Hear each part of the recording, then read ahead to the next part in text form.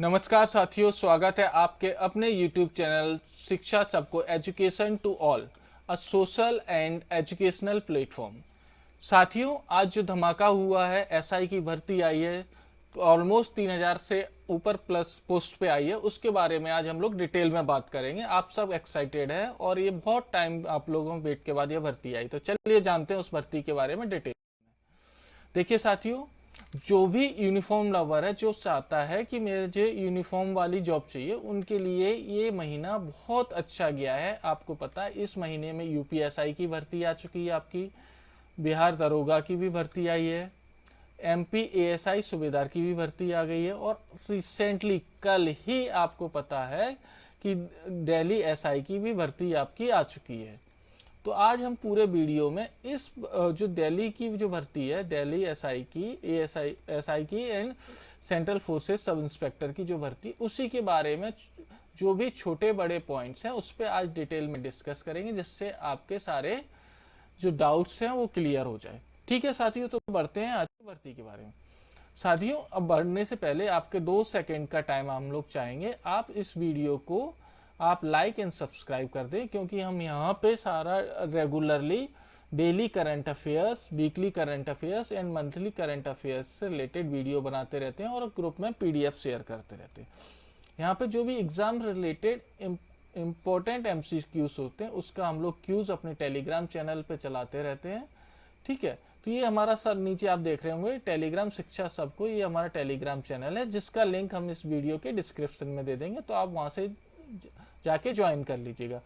यहाँ पे हम जो भी छोटी बड़ी गवर्नमेंट जॉब्स आती हैं, उसका हम लोग वीडियो बना के और अपने टेलीग्राम ग्रुप्स में पीडीएफ शेयर कर देते हैं नोटिफिकेशंस का। ठीक है साथियों, और हम सोशल एंड एजुकेशनल इशूज पे भी काम करते हैं।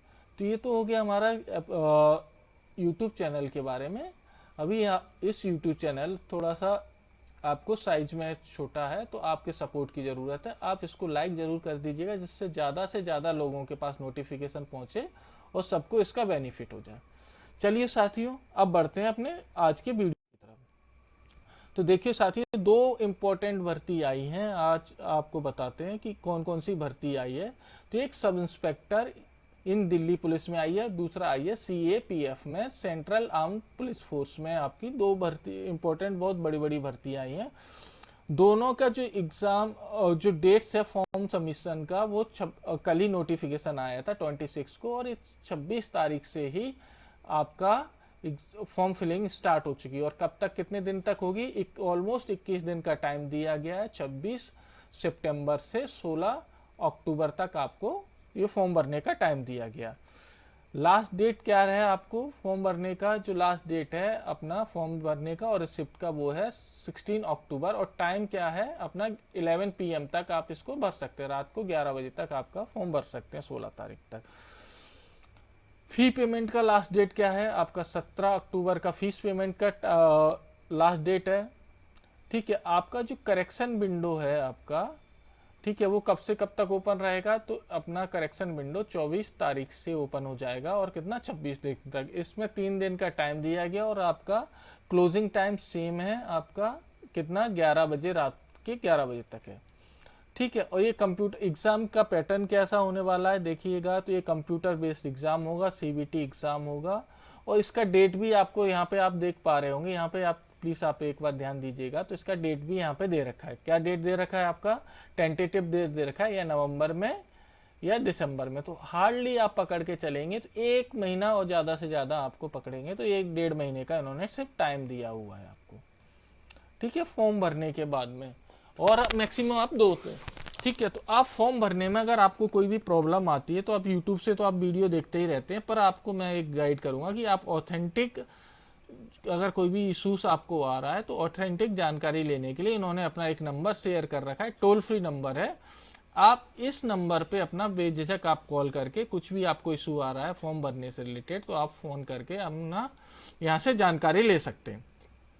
बढ़ते हैं नेक्स्ट स्लाइड की तरफ और देखते हैं कि वैकेंसीज की डिटेल है। टोटल वैकेंसीज क्या आई हैं, तो आपको देख के आश्चर्य हो जाएगा कि 3000 प्लस एसआई की भर्ती आई है। ये बहुत बड़ा नंबर है। 3000 टू बी स्पेसिफिक, 3073 आपको एसआई की भर्ती है, जिसमें से दिल्ली पुलिस की कितनी है? 212 दिल्ली पुलिस में एसआई की भर्ती है, और CAPF central arm police force में कितनी है, 2861 भर्ती है। तो टोटल 3073 भर्ती। ये बहुत बड़ा नंबर है। जो भी अपना यूनिफॉर्म की इच्छा रख रहा था उसके लिए गोल्डन चांस है, आप अपना जी जान लगा दीजिएगा इसके लिए। ठीक है, चलिए अब जानते हैं इसके बारे में डिटेल में।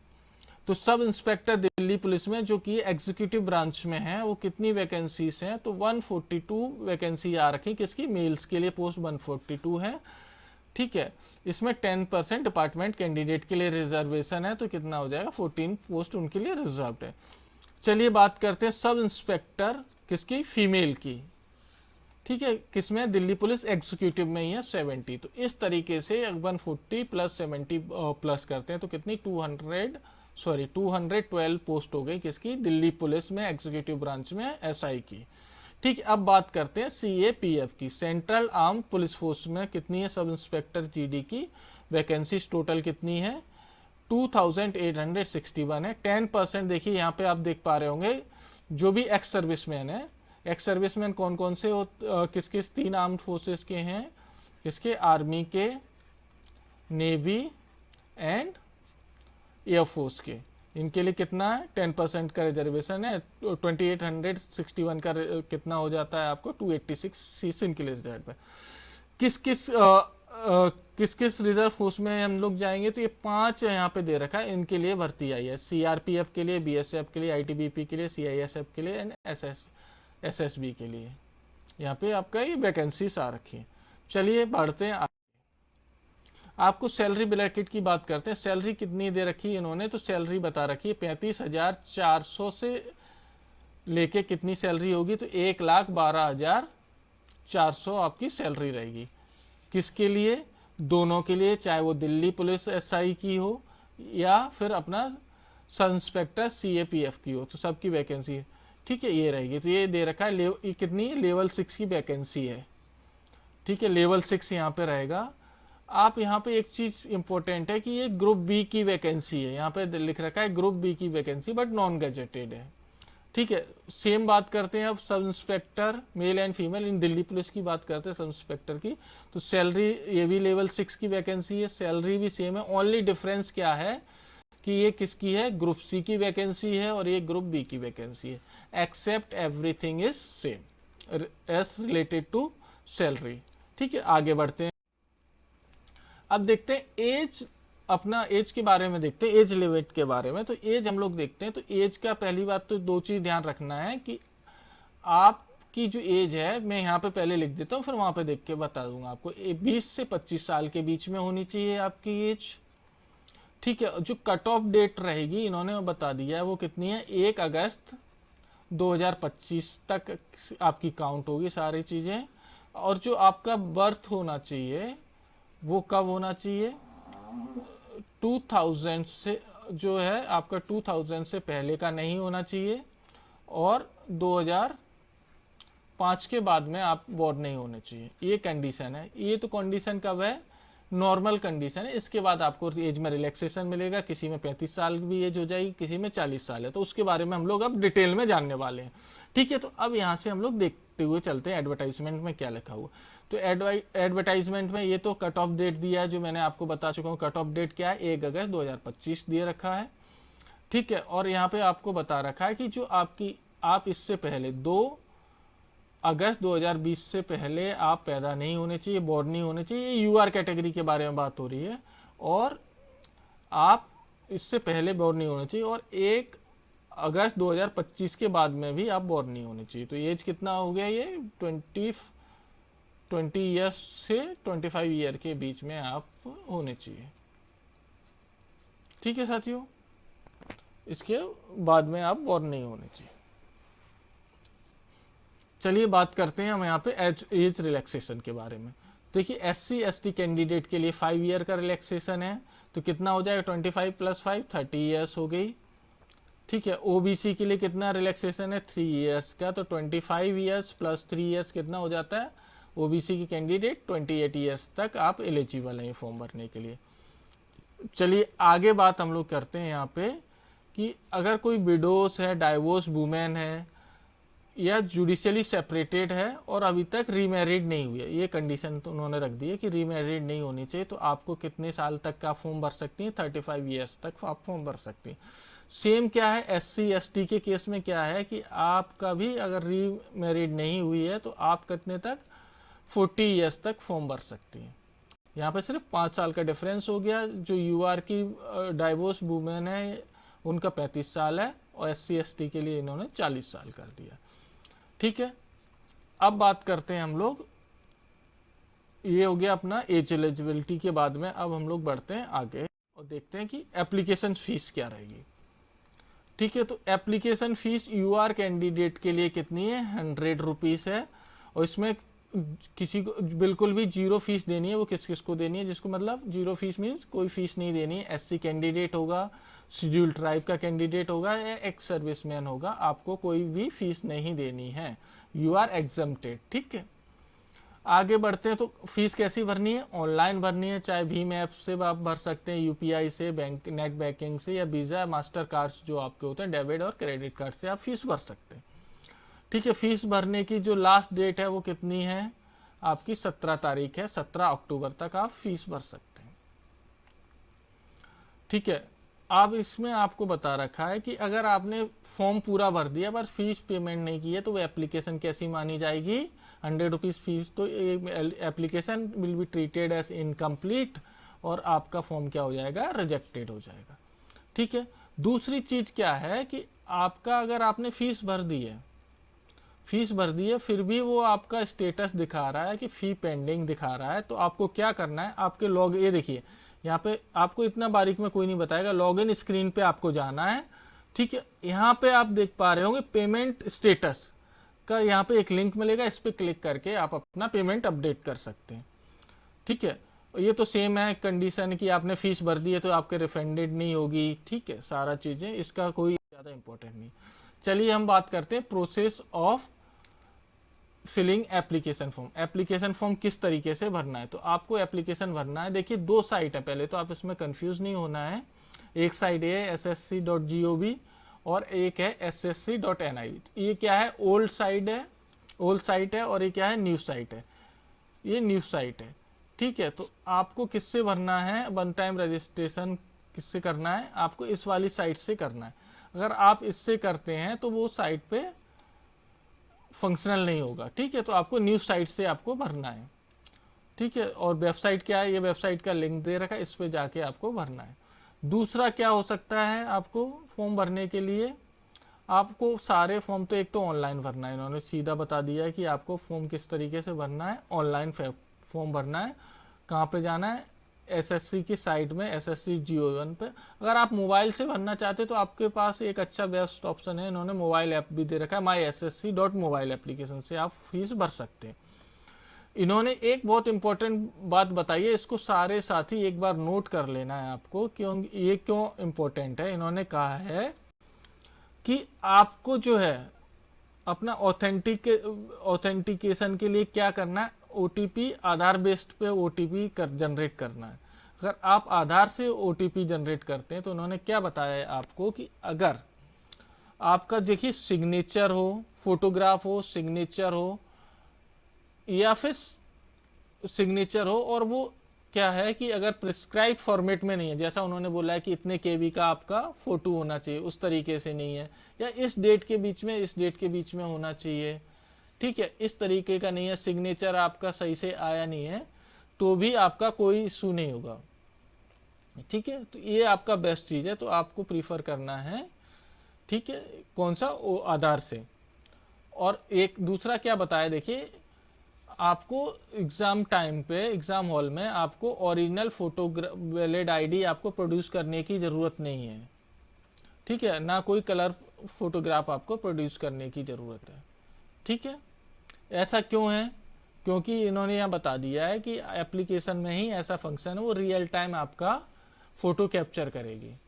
ठीक है, ये 2-3 चीज़ें हैं। आपको पहली बात तो कि इसमें आप थोड़ा सा ध्यान रख लीजिएगा, नहीं तो आप परेशान होते रहें। पहले तो ये न्यूज़ साइट से भरना है, सारे फॉर्म ऑफलाइन अप्लाई होंगे ssc.gov से, या फिर आप मोबाइल ऐप इन्होंने दे रखा MySSC भर सकते हैं फ्री। इन्होंने क्लियर कह दिया है कि आप है ना ऑथेंटिक ऑथेंटिकेशन के लिए कौन सा आधार बेस्ड ऑथेंटिकेशन करेंगे, उसका फ़ायदा ये होगा कि आपका अगर फोटोग्राफ वगैरह और साइन वगैरह सही से अपलोड भी नहीं होते प्रिस्क्राइब्ड फॉर्मेट में, तो भी कोई आपको प्रॉब्लम नहीं है, आपका सब वैलिड है। दूसरी बात, आपको कलर फोटोग्राफ और ओरिजिनल आइडेंटिफिकेशन कैरी करने की ज़रूरत नहीं। कई बार आप भूल जाते हो ले जाना, तो भी कोई इशू नहीं है, क्योंकि इन्होंने क्या किया, फोटोग्राफ वगैरह ऑन रियल टाइम कैप्चर होगा, तो आपको आप जब फॉर्म भरेंगे उसी टाइम पे कैप्चर हो जाएगा। चलिए बात करते हैं अब आगे। जो एग्ज़ाम होगा उसका मार्क्स डिस्ट्रीब्यूशन क्या रहेगा, पैटर्न क्या रहेगा। तो देखिए, सबसे पहले इंपॉर्टेंट चीज़ है कि अपना 2 पेपर होंगे, पेपर 1 एंड पेपर 2, ठीक है। तो पेपर 1 जो होगा उसके देखिए 4 सेक्शन रहेंगे। फर्स्ट सेक्शन में जो होगा जनरल इंटेलिजेंस और रीजनिंग का होगा, 50 क्वेश्चन रहेंगे, 50 मार्क्स के रहेंगे, ठीक है। उसके बाद जनरल नॉलेज का और जनरल अवेयरनेस का भी 50 क्वेश्चन रहेंगे, 50 मार्क्स के रहेंगे। क्वांटिटेटिव एप्टीट्यूड मीन्स मैथ्स के जो रहेंगे 50 क्वेश्चन रहेंगे, 50 मार्क्स के रहेंगे। इंग्लिश का जो कंप्रीहेंशन है उसमें भी 50 क्वेश्चन, 50 मार्क्स के। तो 5 4 जा 20, 200 क्वेश्चन हो गए, और कितना हो गया, 200 मार्क्स के रहेंगे। इसका मतलब क्या हो गया, 200 मार्क्स के मतलब एक क्वेश्चन 1 मार्क्स का रहेगा, ठीक है। और ये टाइम कितना दे रखा है, 200 क्वेश्चंस करने के लिए कितना टाइम दे रखा है, only 2 hours means 120 seconds minutes दे रखे हैं।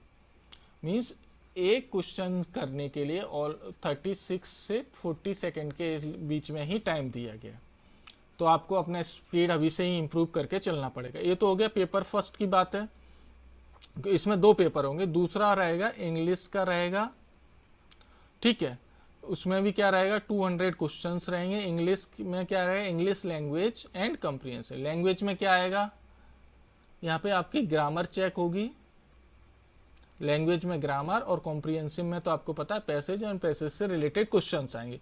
200 क्वेश्चन, 200 मार्क्स, 2 आवर्स का टाइम सेम है। आपको टाइम का पता पड़ गया होगा, 36 to 40 सेकेंड मैक्सिमम एक क्वेश्चन को करने के लिए आपको मिलेंगे। ठीक है साथियों, अब मेन चीज़ है ये जो अब मैंने हाईलाइट कर रखा है कि एक क्वेश्चन का 1 मार्क्स मिलेगा सही अटेम्प्ट करते हैं, ठीक है। अगर आप मिस्टेक करते हैं तो 0.25 मार्क्स आपके डिडक्ट हो जाएंगे। डिडक्ट हो जाएंगे इसका मतलब क्या है कि इसमें ध्यान दीजिए कि इसमें नेगेटिव मार्किंग है। नेगेटिव मार्किंग है 0.25, मतलब एक क्वेश्चन का 0.25 मार्क डिडक्ट होंगे, मतलब 1/4 की क्या है, नेगेटिव मार्किंग है। तो आपको थोड़ा सा ध्यान से इसको अटेम्प्ट करना पड़ेगा। चलिए बढ़ते हैं, ये तो मार्क्स डिस्ट्रीब्यूशन इजी है, आपको समझ में आ गया होगा। अब देख लेते हैं फिजिकल मेजरमेंट के बारे में बात कर लेते हैं। तो फिजिकल मेजरमेंट में देखिए, मेल्स की हाइट कितनी चाहिए, 180 सेंटीमीटर।